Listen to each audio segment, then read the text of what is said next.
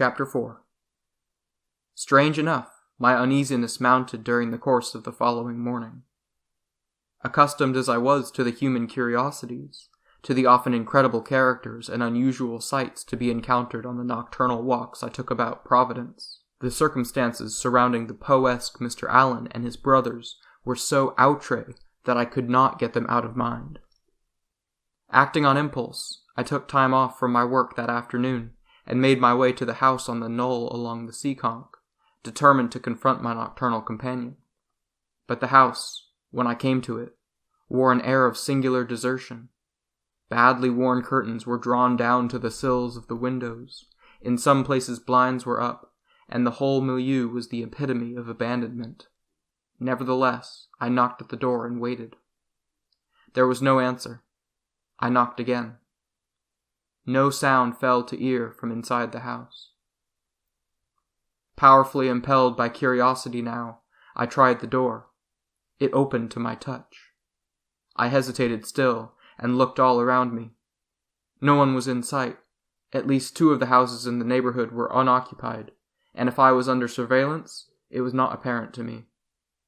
I opened the door and stepped into the house, standing for a few moments with my back to the door to accustom my eyes to the twilight that filled the rooms.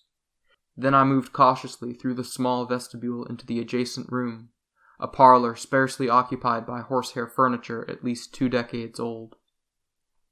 There was no sign here of occupation by any human being, though there was evidence that someone had not long since walked here, making a path through dust visible on the uncarpeted flooring.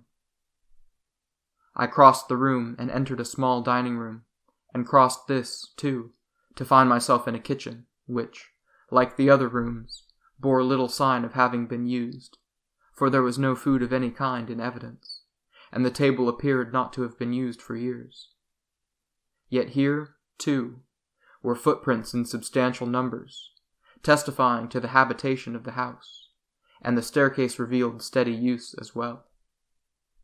But it was the far side of the house that afforded the most disturbing disclosures. This side of the building consisted of but one large room, though it was instantly evident that it had been 3 rooms at one time, but the connecting walls had been removed, without the finished repair of the junctions at the outer wall. I saw this in a fleeting glance, for what was in the center of the room caught and held my fascinated attention. The room was bathed in violet light, a soft glowing that emanated from what appeared to be a long, glass-encased slab, which, with a second, unlit, similar slab, stood surrounded by machinery the like of which I had never seen before, save in dreams. I moved cautiously into the room, alert for anyone who might prevent my intrusion. No one and nothing moved. I drew closer to the violet-lit glass case and saw that something lay within, though I did not at first encompass this because I saw what it laid upon, nothing less than a life-sized reproduction of a likeness of Edgar Allan Poe, which, like everything else, was illuminated by the same pulsing violet light, the source of which I could not determine, save that it was enclosed by the glass-like substance which made up the case.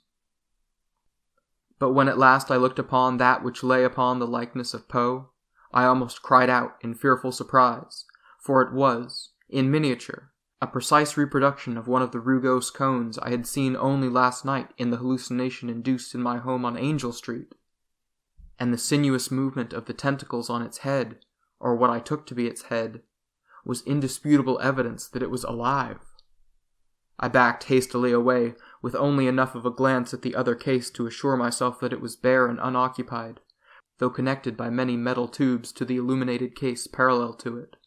Then I fled, as noiselessly as possible, for I was convinced that the Nocturnal Brotherhood slept upstairs, and in my confusion at this inexplicable revelation that placed my hallucination of the previous night into another perspective, I wished to meet no one. I escaped from the house undetected, though I thought I caught a brief glimpse of a Poe-esque face at one of the upper windows. I ran down the road and back along the streets that bridged the distance from the Seekonk to the Providence River, and ran so for many blocks before I slowed to a walk, for I was beginning to attract attention in my wild flight. As I walked along, I strove to bring order to my chaotic thoughts. I could not adduce an explanation for what I had seen, but I knew intuitively that I had stumbled upon some menacing evil, too dark and forbidding, and perhaps too vast as well for my comprehension. I hunted for meaning and found none.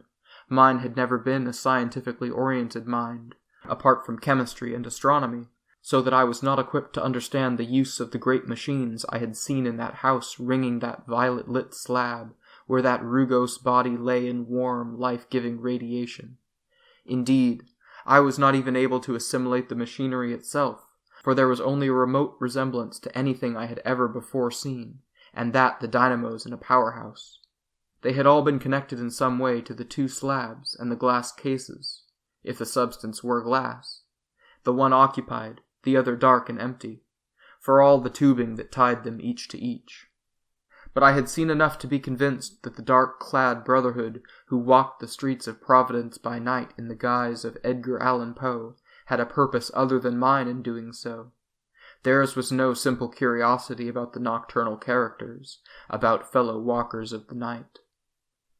Perhaps darkness was their natural element, even as daylight was that of the majority of their fellowmen, but that their motivation was sinister, I could not now doubt. Yet at the same time I was at a loss as to what course next to follow. I turned my steps at last towards the library, in the vague hope of grasping at something that might lead me to some clue by means of which I could approach an understanding of what I had seen. But there was nothing. Search as I might, I found no key, no hint, though I read widely through every conceivable reference, even to those on Poe and Providence on the shelves, and I left the library late in the day as baffled as I had entered. Perhaps it was inevitable that I would see Mr. Allan again that night. I had no way of knowing whether my visit to his home had been observed, despite the observer I thought I had glimpsed in an upper window in my flight, and I encountered him therefore in some trepidation. But this was evidently ill-founded, for when I greeted him on Benefit Street, there was nothing in his manner or in his words to suggest any change in his attitude, such as I might have expected had he been aware of my intrusion. Yet I knew full well his capacity for being without expression. Humor, disgust, even anger or irritation were alien to his features, which never changed from that introspective mask which was essentially that of Poe. "I trust you have recovered from our experiment, Mr. Phillips," he said, after exchanging the customary amenities. "Fully," I answered, though it was not the truth. I added something about a sudden spell of dizziness to explain my bringing the experiment to its precipitate end. "It is but one of the worlds outside you saw, Mr. Phillips," Mr. Allan went on. "There are many as 100,000. Life is not the unique property of Earth, nor is life in the shape of human beings. Life takes many forms on other planets and far stars, forms that would seem bizarre to humans, as human life is bizarre to other life forms." For once, Mr. Allan was singularly communicative, and I had little to say. Clearly, whether or not I laid what I had seen to hallucination, even in the face of my discovery in my companion's house, he himself believed implicitly in what he said. He spoke of many worlds, as if he were familiar with them. On occasion he spoke almost with a reverence of certain forms of life, particularly those with the astonishing adaptability of assuming the life forms of other planets in their ceaseless quest for the conditions necessary to their existence.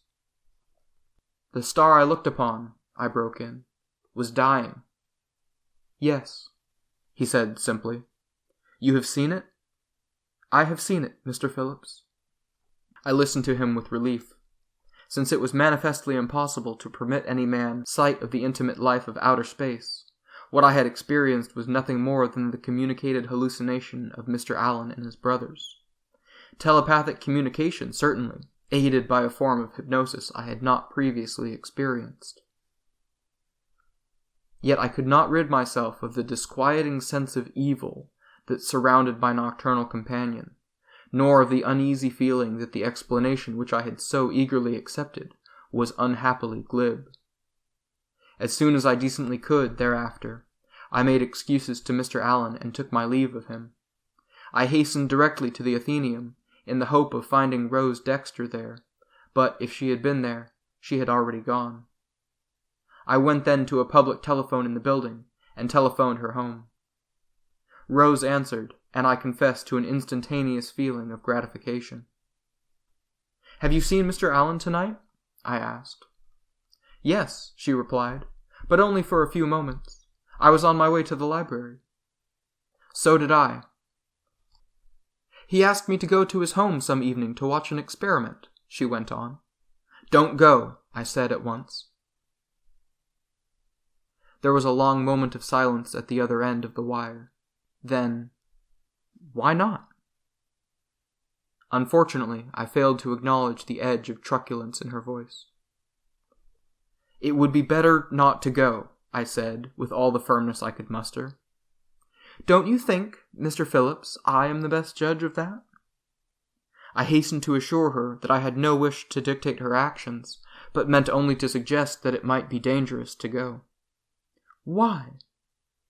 "I can't tell you over the telephone," I answered, fully aware of how lame it sounded, and knowing even as I said it that perhaps I could not put into words at all the horrible suspicions which had begun to take shape in my mind, for they were so fantastic, so outre, that no one could be expected to believe in them.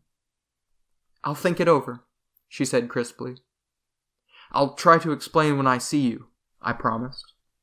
She bade me good night and rang off with an intransigence that boded ill and left me profoundly disturbed.